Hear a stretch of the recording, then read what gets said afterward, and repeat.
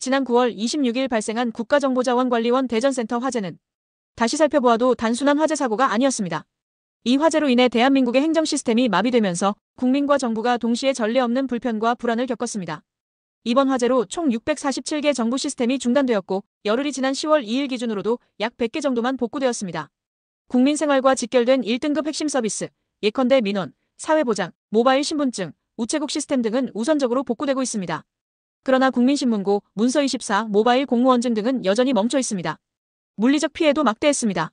5층 전산실 서버 장비 740대와 배터리 384대가 전소했고 특히 정부 중앙부처 공무원들의 내부 클라우드, 이른바 G드라이브 데이터는 영구 소실된 것으로 확인되었습니다. 이로 인해 공무원 75만 명의 업무 파일이 통째로 사라지는 등 각 부처별 피해 편차도 컸습니다. 행안부는 지난 2018년부터 업무 자료는 PC에 저장하지 말고 반드시 G드라이브에 보관하라는 지침을 내려왔습니다.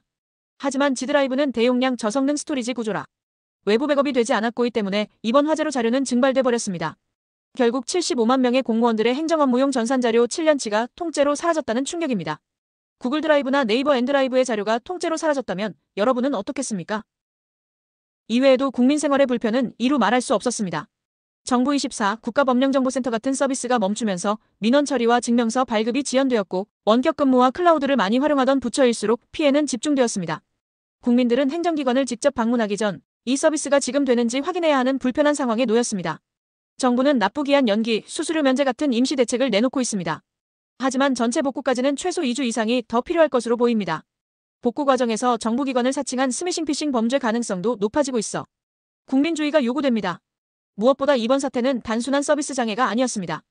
행정 데이터 영구 손실, 민원, 지연, 공공기관 신뢰 저하까지 이어지며 국가의 업무 연속성이 심각한 타격을 입은 사건입니다. 전문가들은 이번 화재를 범부처적 업무 서비스 중단을 불러온 국가적 디지털 위기라고 평가하고 있습니다. 여러분, 정부는 불과 3년 전 카카오 데이터센터 화재 때 기업의 무책임을 강하게 비판한 바 있습니다. 그러나 이번 국정자원센터 화재는 오히려 국가가 스스로 같은 실수를 반복했다는 점에서 더 큰 충격을 주고 있습니다. 결국 남는 질문은 이것입니다. 국민의 삶과 직결된 국가 전산망, 왜 이렇게 허술했는가? 그리고 우리는 또다시 같은 위기를 맞지 않기 위해 무엇을 준비해야 하는가? 제발 이번엔 제대로 좀 합시다. IT 강국이니 AI 주권국가 구호도 좋지만 기본이 안 되어 있는 것부터 바로 잡아야겠습니다.